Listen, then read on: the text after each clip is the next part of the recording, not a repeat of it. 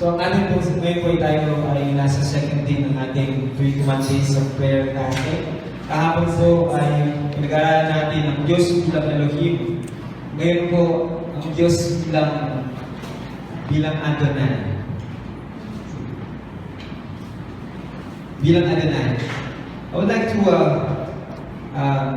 read some verses na kaagad para po mabuksan natin ang ating mga dalang meron. In Proverbs chapter 18, verse 10, ibuksan po natin mga dalang Bible. Proverbs 18, verse 10, sabi po ng Bible, the name of the Lord is a strong tower. The righteous runs into it and is safe. The name of the Lord is a strong tower. And the righteous runs into it and it is safe. Mapapansin po ninyo mayroon doon, the name of the Lord, yung kung salitang Lord doon, sa original na pagkasulat, ito po yung Adonai. Pag po sa Biblia na mabasa ninyo ang salitang Lord, sa Greek o sa Hebrew text, may dalawang salita na translation sa English ay yung Lord na pareho.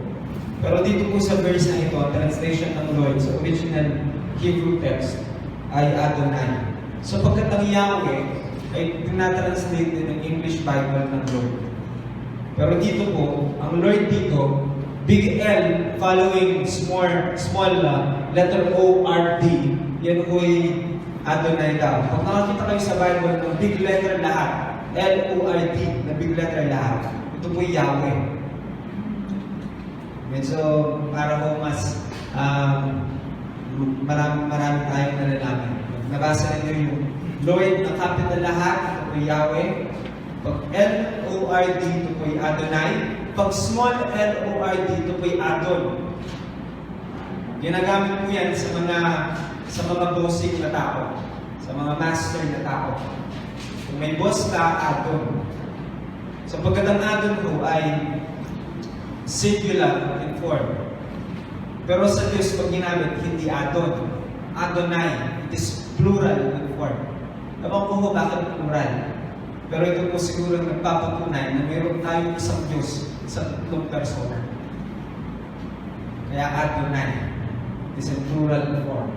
Ang sabi ko ng Bible, the name of the Lord is a strong tower and the righteous runs into it and is safe. Another verse, Psalms 9, verse 10. And those who know your name will put their trust in you. For you, O Lord, have not forsaken those who seek you. Again, mabasa naman po natin dyan yung salitang Lord sa talatang yan. And it is translated in the original Hebrew text as Adonai. Ano ho bang ibig sabihin ng Adonai?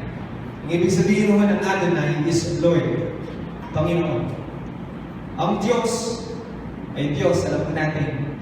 Pero alam mo ba ninyo, pag sinabi mong ang Diyos ko ay aking Panginoon, magkaibang yan. The word God and the word Lord, pag sinasabi namin sa Diyos, parang pareho lang, pero magkaibang kahulugan. Ang God ay Diyos. Ang Lord ay Panginoon. Adonai means Lord or Master. Pero para sa akin po, ang tunay na kahulugan niyan, para maintindihan talaga natin, Adonai means your owner. Ang Diyos na may-ari sa iyo. That prayer, yung prayer na, natatandaan niyo po yung prayer na nagpabago ng buhay natin. Yan sabi natin, acceptance prayer, salvation prayer. Yung ba, sinasabi natin, Panginoong Jesus, ikaw po ang maging personal ng Diyos at Panginoon ng aking buhay. Sinasabi mo natin, tinatanggap kita bilang Panginoon ng aking buhay. Ang ibig kong sabihin noon, sinasabi ko talaga sa Diyos, hindi na ako may-ari ngayon sa sarili ko, Panginoon. Ikaw na po may-ari sa akin. Pag pinanalangin ninyo inyong mga pamilya, tinatawag niyo, Lord, ang aking pong mga pamilya, kung sinasabi po ninyo, hindi na ikaw may-ari ng pamilya mo ang Diyos. Because He is the owner. Total possession. At the same time, pag sinabi mo kong God, Adonai, Lord, tinawag mo Adonai ng Panginoon, o Lord ng Panginoon, ang sinasabi mo rin, o Yung una, God has this total possession of everything that you have, all that we have. And number two, pareho din po na sinasabi mo rin na para ba sasabihin ko ng mas madali. Dinedeklara mo rin yung total submission mo sa Kanya. Pag sinabi mo pong Panginoon, pag sinabi mo Panginoon, ang sinasabi mo una, ay sinasabi mo sa Diyos na mayroon siyang total possession sa iyo. Sinasabi mo sa Diyos, ikaw ang pumayari sa akin. At the same time, you're also telling the Lord na my whole submission, yung buong submission ko, submission in full, bibigyan mo na. Pero sabihin, pag kinagtatama natin ang surrender, full surrender. At siya, kung sinabi mo, itinawag mo na ang Panginoon na Lord, kung first word mo ako, kung sinasabi mo po, you are offering your full surrender, your full submission. Yung first news yan sa Bible, it is in Genesis, nang si Abraham ay pangakuan ng Diyos ng isang anak, tinawag ni Abraham ang Diyos na Adonai. Tinawag ko ni Abraham ang Diyos na Adonai. O Master. He is the Master and has the right of possession. The one who possesses the charge of submission to God is Master. The name Adonai challenge every person who calls God Lord to be willing to live in a way that demonstrates His Lordship. Ang pagtawag mo ng Lord sa Diyos ay hindi lang sa bibig. Sapagkat may talata po sa Biblia ang ganito, Matthew 7:21, that everyone who says to me, Lord, Lord, will enter the kingdom of heaven. But he who does the will of my Father who is in heaven will enter. Hindi lahat ng tumatawag sa aking Adonai, Adonai ay makakapasok sa kaharian ng Diyos. Sapagkat ang pagtawag natin sa Diyos ng Adonai, sa pagtawag mo sa Diyos ng Panginoon, ay kailangan hindi lang basta bibig, kailangan sundin din ng gawa. Ito po ay higit pa sa pangalan na tinatawag mo sa Kanya.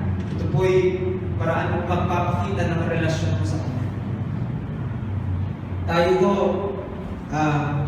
dalawang punto ko bago tayo manalangin. Number one, when we say God is our Adonai, dapat po alam natin na ang sinasabi natin ay He owns us. Siya may-ari sa atin. Many of us struggle in this issue of ownership. Nalala mo rin yung bata pa tayo, may kapatid ka, magdadala na mo ang tatay mo ng isang laruan. Tapos, basta iiwanan na lang hanggang sa harapan ninyo. Ang gagawin mo ngayon, kukunin mo, paglalaban mo. Tapos kunwari, kinabukasan, lalabas ka ngayon, dala-dala mo yung laruan. At pag kinuha ng kalaro mo yung laruan, agad-agad sasabihin ng bata, kukuhanin ka agad yan at sasabihin, akin yan. Yun po ang tawag kong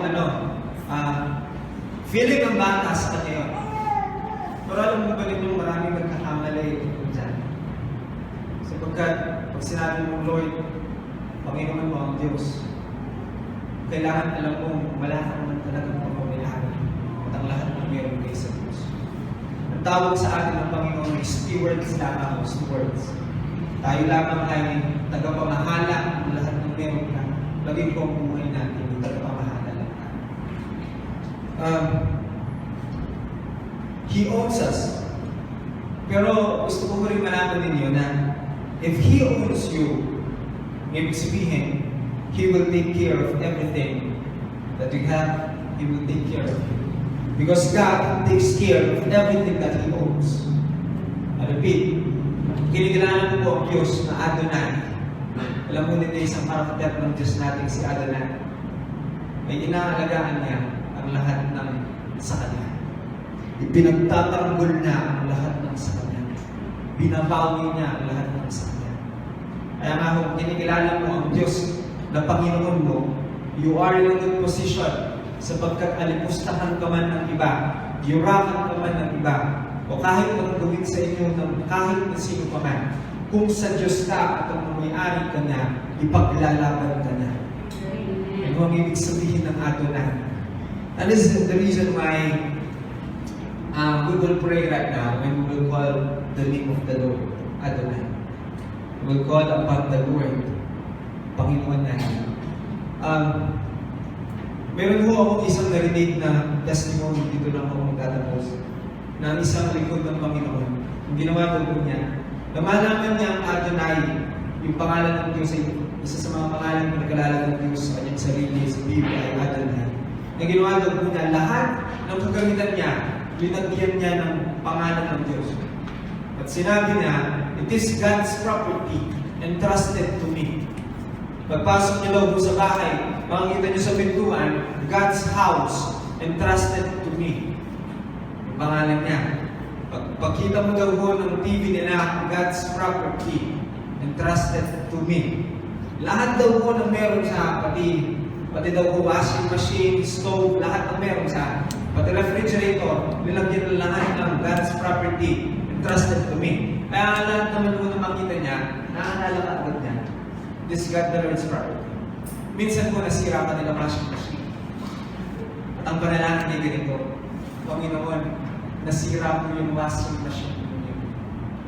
Ano pong gagawin natin? Alam mo ba nito, hindi mo man daw siya natatapos sa pagsasalita. May tumawag sa kanyang asawa na sa ibang bansa. Balitan ko na yung washing machine natin. Pinadala ko na yung pera.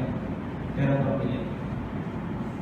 Tumugon ka agad ang Diyos. Alam ko ninyo, kung ang Diyos ang may-ari, kung ang Diyos ay may-ari, kakalagaan niya ang lahat ng mga may-ari. Kung ang Diyos, sinasabi mo ang Diyos ang may-ari ng bahay ninyo, mas pagagandahin niya ng Diyos kaysa sa balang ng ganda ng bahay. Kung inaari mo na sa Diyos ang buhay mo, mas magiging magandang buhay mo kaysa sa ikaw ang humahawak. Ang challenge ko dito, if you are calling our God Lord, kailangan na ipagkaloob natin sa kanyang lahat, sapagkat siya naman ang minahal. Tayong lahat ay tumayo ngayon at tayo mananalangin na